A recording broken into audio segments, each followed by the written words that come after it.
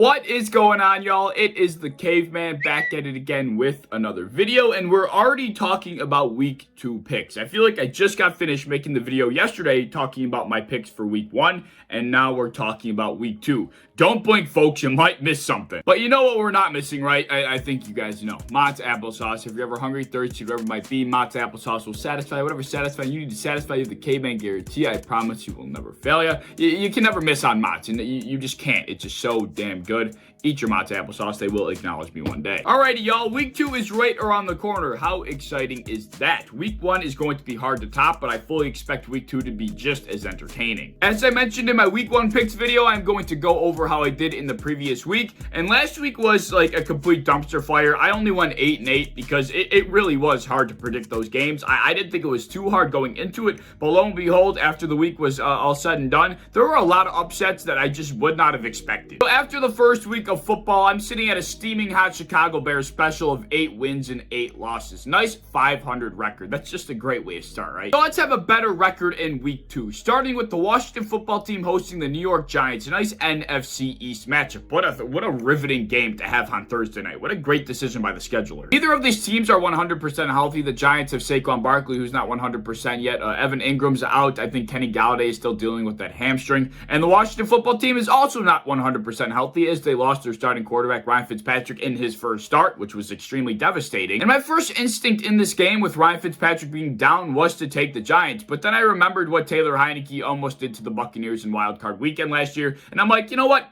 He can play. Their defense is good enough to take home a win here, and they are favored in this matchup, so there's really no reason for me not to go with the Washington football team, especially after how the Giants played last week. They were in the game against the Broncos, and then they just kind of folded. Like, I don't really know what was going on with that. Daniel Jones just has to figure it out. I'm going with the Washington football team in Thursday night's matchup. Moving into the 1 p.m. slate on Sunday afternoon, we got a good first matchup. Two teams coming off of some pretty large upsets in the first week. The Pittsburgh Steelers host the Las Vegas Raiders. Like I said, both teams were on the winning side of an upset in week 1. The Pittsburgh Steelers took down my Buffalo Bills, and the Las Vegas Raiders took down the Baltimore Ravens in what could possibly be the game of the year on Monday Night Football in Las Vegas. That was a great game. So both teams are starting off 1-0, going head-to-head in week 2. The Steelers are favored in this one, but I'm going to go against the grain here and take the Las Vegas Raiders, even though they're on the road, and let me tell you why. I don't believe in the Steelers' offense to be able to score enough points to really win any game. They really didn't score enough points against the Buffalo Bills to win. They got a punt block for a touchdown, which really helped them out, and the Bills' offense just stuttered the entire game, partly due to their incompetence and also partly due to the Steelers' defense being extremely good. But what we saw from the Raiders' offense against the Baltimore Ravens defense, I think they're going to be good enough to put some points on the board against that Steelers defense. You can see Darren Waller going to town on the Pittsburgh secondary, and not to mention, apparently the Las Vegas Raiders silently built one of the best pass rushes in the offseason. Apparently, I mean, Max Crosby, Carl Nassib, Yen Ngakwe, who I think did get hurt in the week 1 matchup, but still, they built quite the pass rush, and I think that's going to be extremely disruptive for Big Ben. I think the Steelers and the Raiders are going to offer a similar game script to the Steelers and the Bills, except I don't think the Raiders are going to let the Steelers stick around in the game for all that long. I think Derek Carr and the Raiders are going to be able to put up points and eventually run the Steelers out of the game. It won't be a blowout, but I do have the Raiders once again upsetting their opponent in week 2, moving to 2-0 against the Steelers. Moving on, we got the Chicago Bears hosting the Cincinnati Bengals. The Bengals are coming off of that impressive win against the Minnesota Vikings, a game that nobody really expected them to take home. Now they're going into Chicago facing a team that just came off of a loss against the Los Angeles Rams. And I know the Bears are slight favorites in this one, but I can see people jumping to the Bengals because of their upset win in week 1. But let me tell you, the Bears did not look that bad against the Los Angeles Rams. I really think the Bears are going to bring it to the Bengals. I mean, let's be honest here. How good did we expect the Bears to look against a top 5, potentially top 3 team in the entire NFL? I mean, they could only do so much against the Rams, but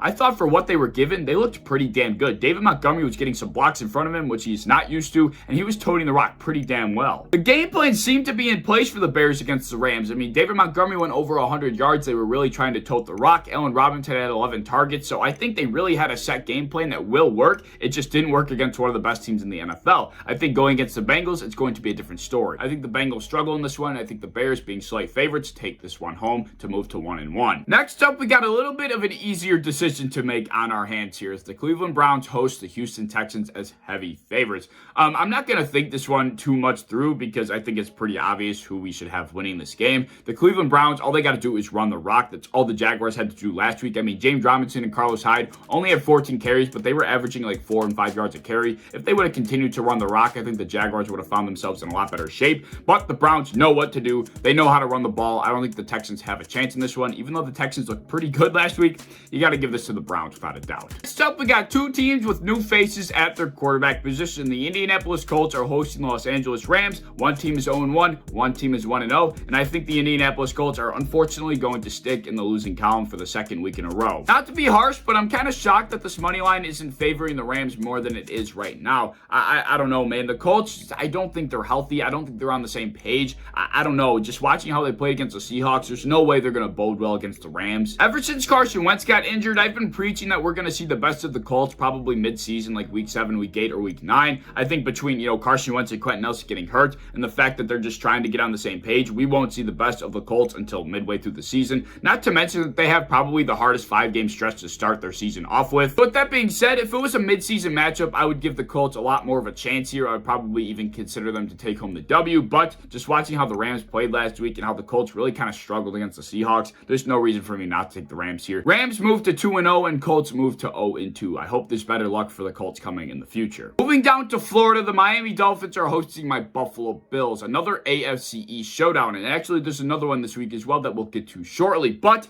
not even being a homer here, the Bills should handle the Dolphins. I mean, if they don't, then there's going to be a lot of soul searching for the Bills to do. Of course, the Bills are favored here, as they definitely should be. But just after week 1, I just don't really know what to expect. But I think this is a very good game to see where the Bills are actually at. Ever since Josh Allen took over for the Bills, the Dolphins have really struggled playing against the Bills. I mean, Josh Allen just runs their pockets each and every time they play. And I guess if that doesn't happen this week, then like I said, there's going to be a lot of head scratching to do. I'm going to be cautiously optimistic. I'm not going to fully expect us to go in there and absolutely blow out the Dolphins. But, if this was any other week, I would say that would be the case. But like I said, cautiously optimistic. Just come out with a win, get back on track, and we'll have a lot more to worry about going from there. Moving on, we got our second AFC East showdown of the week and our third of the season as the New England Patriots are facing off against the New York Jets. The Jets do host the Patriots, but I don't think that's going to matter. The Patriots are favored here as they should be. I think the Jets are not going to be able to handle the Mac attack. Just based on the fight that the Jets showed against the Panthers in the later stages of that game, I give them a glimmer of hope in this matchup. But I mean, the Patriots really shouldn't even be in the losing column right now. Damian Harris fumbled that game away, and that's why they lost to the Dolphins last week. If they can handle the Dolphins, they should easily be able to handle the Jets without a problem. There's not really much to talk about with this game. Give me the Patriots. Next up, we got another relatively interesting but not too exciting matchup as the Philadelphia Eagles host the San Francisco 49ers, two undefeated teams. I am once again going to run with the favorites here and take the San Francisco 49ers.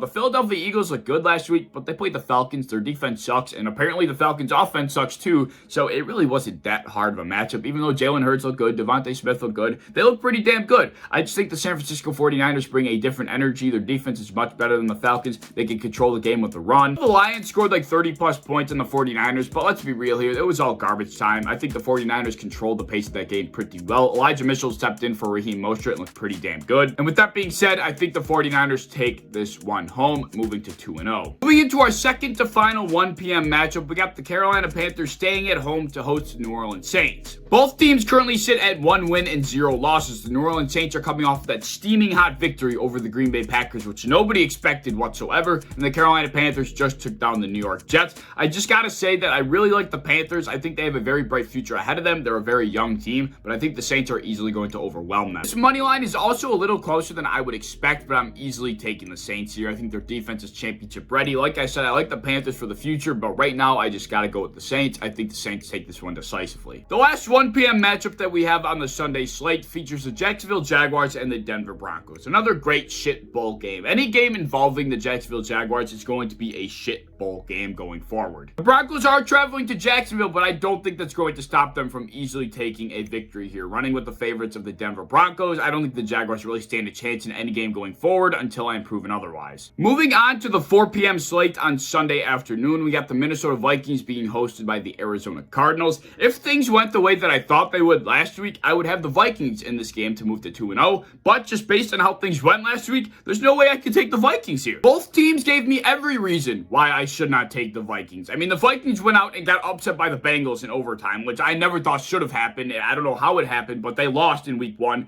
And the Cardinals went out, and I thought they were going to lose to the Titans, but they actually did the complete opposite and steamrolled the Titans. They embarrassed that amazing offense that they have on paper at least, and the Cardinals looked like they were playing Madden. They looked like a Super Bowl contender. Kyler Murray is going to do to the Vikings what Joe Burrow did to them last week, except to a whole new level. Kyler Murray is going to absolutely throw the Vikings out in the trash. I don't think the Vikings have much of a chance here. Give me the Cardinals to move to 2-0. Accelerating forward, we have probably the most lopsided matchup we have all week. The piss poor, pathetic Atlanta Falcons go against the Super Bowl champions, the Tampa Bay Buccaneers.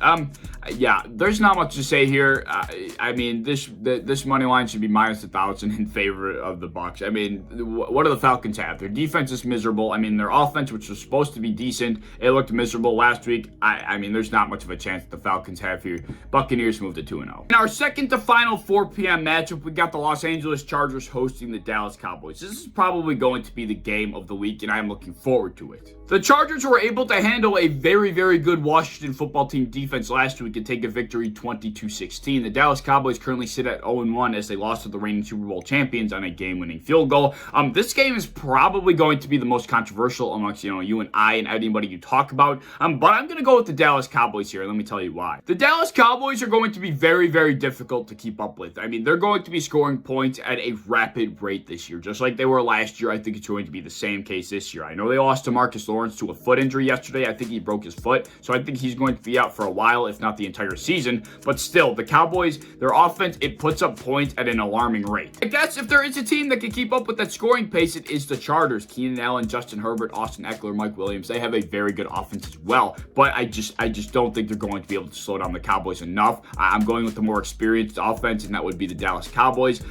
It's going to be a close one. I fully expect a shootout, even though, probably the opposite's going to happen now that I said that. But I'm going to go with the Cowboys here. Our final 4 p.m. game on Sunday afternoon, we got the Seattle Seahawks hosting the Tennessee Titans. Now, just like the Vikings and the Cardinals game, if things went the way that I thought they would in week 1, then I would be taking the Tennessee Titans here. But why should I? I mean, they gave me zero reason to pick them in any game going forward. Although I could see them bouncing back in this game. The Seattle Seahawks, they're very susceptible to being upset. They're a team that just could play very good at one point, very bad at another point. The Seahawks are inconsistent, but I think I'm going to go with the Seahawks here as they are favorites. I gotta say, I would not be too shocked if the Tennessee Titans did pull a win out in the second week, but like I said, going with the Seattle Seahawks. For our Sunday night matchup, we got the Kansas City Chiefs playing against the Baltimore Ravens in Baltimore, and I really wish this was going to be a better game, but I just do not see the Baltimore Ravens keeping pace with the Chiefs, especially after the way they got upset by the Raiders last week. I mean, Lamar Jackson's offensive line was basically non-existent. I felt like him and Josh Allen are playing in the same game. Lamar, I don't know. I do a lot of hating on Lamar, but I thought he looked pretty good for what he was given against the Raiders. But one player cannot win you a football game. It's just too much of a team sport, especially